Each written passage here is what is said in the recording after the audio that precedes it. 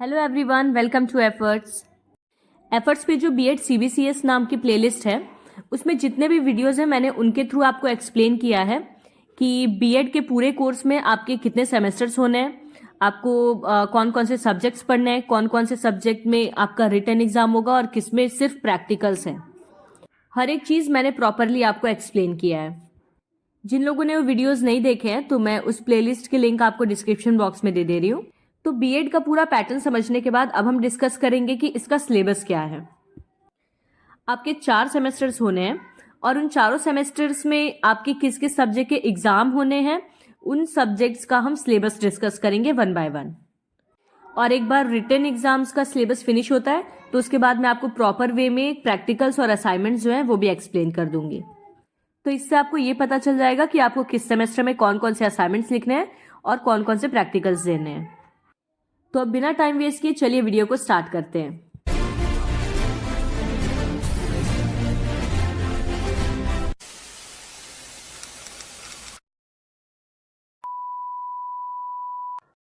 तो सबसे पहले हम देखेंगे बीएड फर्स्ट सेमेस्टर का सिलेबस।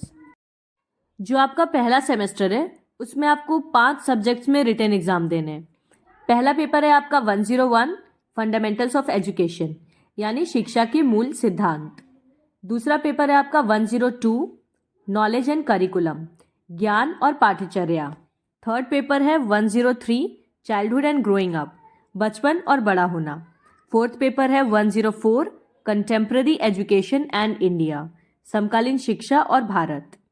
अब जो पेपर है आपका 105 उसके 2 पार्ट्स हैं, एक तो है ए और दूसरा बी। ए वाला है एनवायरमेंटल एजुकेशन पर्यावरण शिक्षा और बी है वैल्यू एंड पीस एजुकेशन यानी मूल्य और शांति शिक्षा। 105 ए और 105 बी इन दोनों में से आपको कोई एक ही पेपर देना होता है। आपके पास ऑप्शन होता है, आप कोई एक पेपर सिलेक्ट करिए और उसी का एग्जाम दीजिए। So now let's see them one by one. First paper है आपका Edu BEd 101 fundamentals of education शिक्षा के मूल सिद्धांत। इसका यूनिट 1 है इंट्रोडक्शन टू एजुकेशन शिक्षा का परिचय। तो इसमें आपको पढ़ना है एजुकेशन का कंसेप्ट और मीनिंग, एजुकेशन का नेचर, उसकी डेफिनेशन, एजुकेशन का meaning in broader sense and narrow sense और aims of education for democratic life. Hindi वाले बच्चे भी साथ में देखते चलिएगा। यूनिट 2 है आपका फंक्शंस ऑफ एजुकेशन शिक्षा के कार्य, जिसमें आपके टॉपिक्स क्या क्या हैं, education for human life, education for society, education for national life और एजुकेशन इन वर्ल्ड कंटेक्स्ट यानी आपको मानव जीवन समाज राष्ट्रीय और अंतर्राष्ट्रीय या विश्व के संदर्भ में शिक्षा के क्या क्या उद्देश्य हैं वो पढ़ना है। फिर है यूनिट 3 एजेंसीज ऑफ एजुकेशन शिक्षा की एजेंसियां, formal agencies, non formal agencies, informal agencies यानी औपचारिक गैर औपचारिक और अनौपचारिक इन सब एजेंसीज के बारे में पढ़ना है। उसके बाद आपको पढ़ना है home as an active and informal agency, community as an active informal agency, state as active informal agency. मतलब आपको पहले पढ़ना है कि एजेंसीज ऑफ एजुकेशन क्या होता है, फिर आपको पढ़ना है कि घर समुदाय और राज्य किस तरह से एक सक्रिय और अनौपचारिक एजेंसी के रूप में काम करते हैं। यूनिट 4 है school as an learning organisation एक शिक्षण संगठन के रूप में स्कूल। इसमें आपको पढ़ना है कि the learning organisation vision mission and objectives यानी आप शिक्षण संगठन के बारे में पढ़ेंगे और उसका विजन क्या है, मिशन क्या है और उद्देश्य क्या है। Characteristics of an effective school. उसके बाद पढ़ना है आपको emerging role of school in the changing context of education शिक्षा के बदलते संदर्भ में स्कूल की उभरती हुई भूमिका। और उसके बाद आपको पढ़ना है प्रोफेशनल वैल्यूज एंड एथिक्स यानी एज अ टीचर आपके अंदर किस तरह की नैतिकता या मूल्य होने चाहिए। और लास्ट यूनिट है status and problems of education in India Bharat में शिक्षा की स्थिति और उसकी क्या क्या समस्याएं हैं। तो प्रॉब्लम्स आप पढ़ेंगे प्राइमरी एजुकेशन में क्या क्या हैं, फिर सेकेंडरी एजुकेशन की प्रॉब्लम्स, फिर हायर एजुकेशन, वोकेशनल एजुकेशन और फिर टीचर एजुकेशन। इन सब की प्रॉब्लम्स पढ़ने के बाद हमें पढ़ना है कि इनका अभी करेंटली इंडिया में क्या स्टेटस है और इन प्रॉब्लम्स को सॉल्व करने के क्या पॉसिबल सॉल्यूशंस हो सकते हैं। तो बेसिकली हर पेपर में 5-5 यूनिट्स ही हैं। अब देखते हैं हम अपना सेकंड पेपर जिसका नाम है Edu BEd 102 knowledge and curriculum ज्ञान और पाठ्यचर्या। इसका यूनिट 1 है फिलोसफिकल बेसिस ऑफ एजुकेशन, शिक्षा के दार्शनिक आधार। फिलोसफी ऑफ एजुकेशन का हमें पढ़ना है कंसेप्ट, स्कोप और नीड। फिर हमें पढ़ना है relationship between philosophy and education, इन दोनों के बीच में, दर्शन और शिक्षा के बीच में क्या संबंध है। और फिर आता है बहुत ही important topic, major philosophies of education with reference to aims, curriculum, methods, teacher taught relations and discipline. तो आपको 4 मेजर फिलोसफीज पढ़नी है, आइडियलिज्म, नेचुरलिज्म, प्रैग्मेटिज्म और रियलिज्म। सेकेंड यूनिट है major Indian philosophy of education, प्रमुख भारतीय शिक्षा दर्शन। Major Indian philosophies of education with reference to aims, curriculum, methods, teacher taught relations and discipline in Vedanta, Buddhism and Islamic tradition. यानी आपको पढ़ना है कि वेदांत में, बौद्ध धर्म में और इस्लामी परंपरा में शिक्षा के क्या उद्देश्य थे, क्या पाठ्यक्रम था, क्या पद्धति थी, शिक्षक शिक्षित के बीच संबंध, अनुशासन, ये सारी चीजें। थर्ड यूनिट है सोशियोलॉजी ऑफ एजुकेशन, शिक्षा का समाजशास्त्र। सोशियोलॉजी ऑफ एजुकेशन का पढ़ना है कंसेप्ट, स्कोप एंड नीड। फिर है individual and social aims of education, यानी शिक्षा के व्यक्तिगत और सामाजिक उद्देश्य क्या है। Education as an agent of socialisation, मतलब शिक्षा किस तरह से समाजीकरण करने में सहायक होती है। Role of education in promoting national integration, international understanding and education. Integration का मतलब है एकता, तो एजुकेशन किस तरह से राष्ट्रीय एकता या अंतर्राष्ट्रीय स्तर पे एकता, समझ और शिक्षा बढ़ाने में मदद करती है। यूनिट 4 है सोशलाइजेशन एंड एजुकेशन, यानी समाजीकरण और शिक्षा। तो इसमें आपको पढ़ने हैं topics, culture and education, social change and education, group dynamics, social order and education, industrialisation and education, modernisation and education. और फिर है आपका last unit, unit 5, conceptual framework of curriculum, यानी पाठ्यचर्या और वैचारिक ढांचा।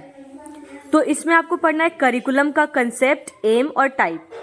फिर पढ़ना है प्रिंसिपल्स ऑफ करिकुलम कंस्ट्रक्शन, यानी पाठ्यक्रम बनाने के क्या क्या सिद्धांत होते हैं, characteristics of a good text book. फिर पढ़ना है relationship between AIIMS of education and curriculum.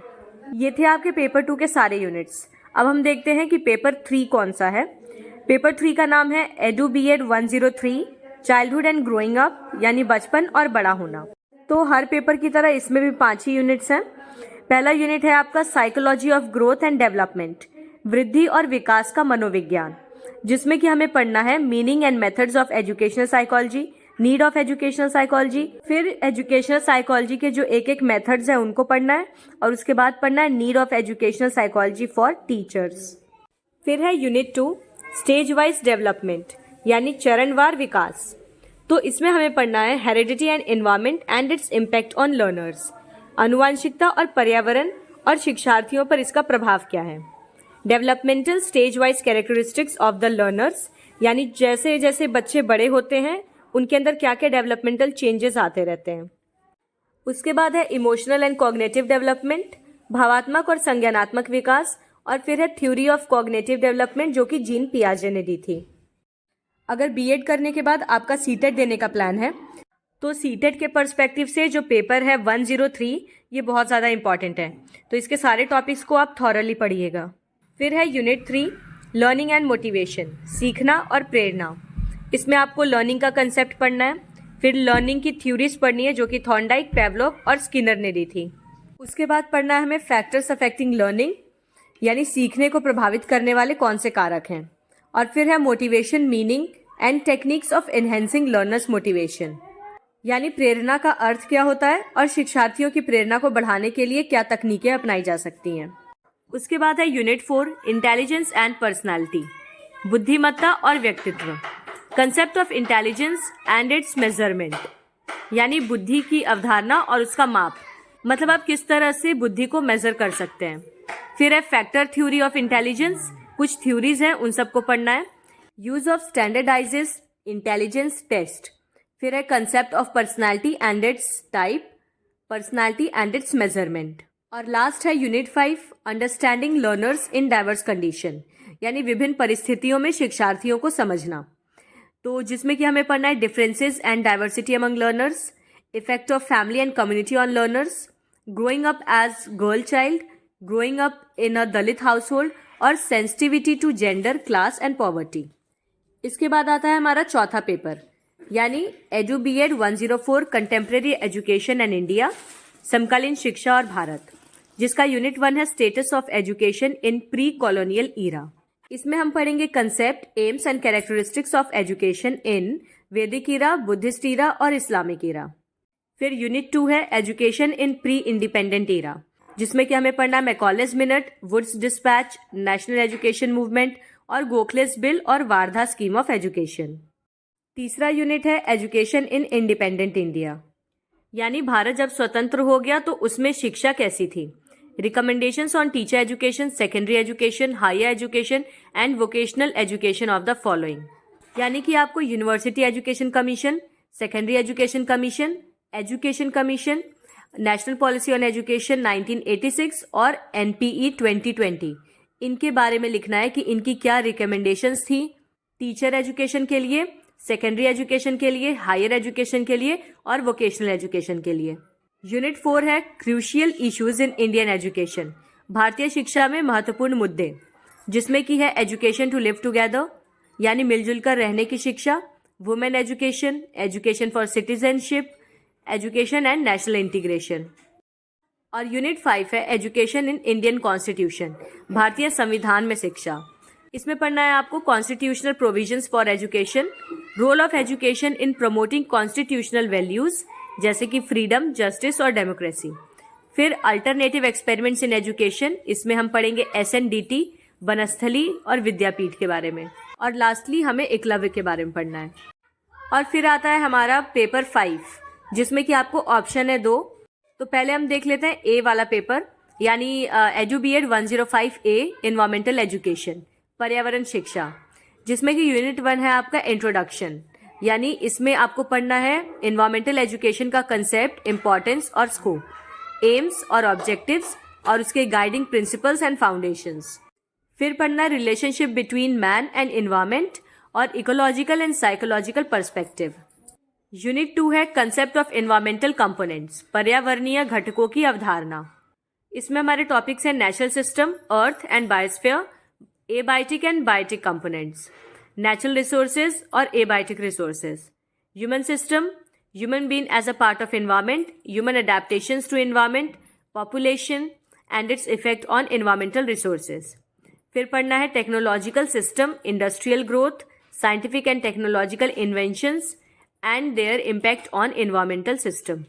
Next है यूनिट 3 एनवायरमेंटल हजार्ड्स, यानी पर्यावरणीय खतरे, जिसमें कि हम पढ़ेंगे environmental pollution, physical, air, water, noise, chemical, इन सारे पॉल्यूशंस के बारे में। फिर है extinction of flora and fauna, deforestation, soil erosion, global warming, need and efforts for conservation, preservation and protection of rich, environmental heritage, environment and sustainable development. Unit 4 is environmental education and its curriculum, पर्यावरण शिक्षा और उसका पाठ्यक्रम, methods and approaches of environmental education, strategies and approaches treating environmental education as a separate subject, topical units, integration and interdisciplinary approaches. Method इसमें पढ़ने आपको कौन कौन से discussion, seminar, workshop, dialogue, problem solving, field survey, project and exhibition. और उसके बाद है लास्ट टॉपिक इसमें हायर एजुकेशन इंस्टीट्यूशंस। यूनिट 5 है environmental conservation movement, programme of environmental education for primary, secondary and higher education institutions, यानी प्राथमिक, माध्यमिक और उच्च शिक्षा संस्थानों के लिए पर्यावरण शिक्षा का कार्यक्रम। Environmental movements in India and abroad, Bharat और विदेश में पर्यावरण आंदोलन जितने भी हुए हैं वो सारे। Global conferences on environmental issues, पर्यावरण संबंधी मुद्दों पर जितने भी वैश्विक सम्मेलन हैं। नेशनल एंड इंटरनेशनल पॉलिसी या resolution on environment, environment as new social movement, यानी नए सामाजिक आंदोलन के रूप में पर्यावरण। तो अगर 105 में से आपने एनवायरमेंटल एजुकेशन नहीं लिया है, उसकी जगह आपने बी वाला ऑप्शन यानी कि वैल्यू एंड पीस एजुकेशन लिया है, तो आपका सिलेबस ये रहा। इसमें यूनिट 1 है introduction, value, meaning and definition, यानी सबसे पहले मूल्य का अर्थ और परिभाषा, उसके बाद concept of value in Indian and western concept, फिर है need and objective of values, उसके बाद need and importance of value education in the existing social scenario, और साथ ही टाइप्स ऑफ वैल्यू। इसके बाद हमें दोबारा से इंट्रोडक्शन पढ़ना है, लेकिन पीस का। Peace education, meaning and definition, concept of peace in Indian and western concept, मतलब जो चीज़ें हमने वैल्यू के बारे में पढ़ी वही चीज़ें पीस के बारे में। Need and objective, importance of peace education in modern world. Unit 3 है aims and objectives, Vedic concept of peace, Indian philosophy and peace, western philosophy and peace, और Indian culture and life and concept of peace. Unit 4 है approaches to value and peace education, यानी मूल्य और शांति शिक्षा के दृष्टिकोण। इस यूनिट में पढ़ना है हमें methods and strategies of values and peace inculcation. फिर है role of educational institution, teachers, parents, religion, heads, administrators and mass media in the inculcation of values, यानी इन सबकी भूमिका मूल्यों के समावेशन में। Value of orientation in teacher education, role of teacher education in promoting value education in the society, यानी कि समाज में मूल्य शिक्षा को बढ़ावा देने के लिए शिक्षक की क्या भूमिका है। और फिर है evaluation strategies for assessment of values inculcation. Last unit है हमारा unit 5, inculcation of value and peace, जिसमें सबसे पहला टॉपिक है recommendations on value education by various education commissions, जिसमें कि हम पढ़ेंगे university education commission 1984, secondary education commission 1952, Indian education commission 1964, NPE 1986, 1992, यानी इन सब आयोगों की मूल्य शिक्षा पर क्या सिफारिशें थी। उसके बाद है religion as source of human values, contribution of Hinduism, Christianity, Buddhism and Islam to the education of human values. फिर है values as enshrined in the Constitution of India. So that is it. I hope आपको syllabus पूरी तरह से clear हो गया होगा। तो अब नेक्स्ट वीडियो में हम सेकेंड सेमेस्टर का सिलेबस डिस्कस करेंगे। तो मिलते हैं अब अगले वीडियो में। Till then take care and bye bye.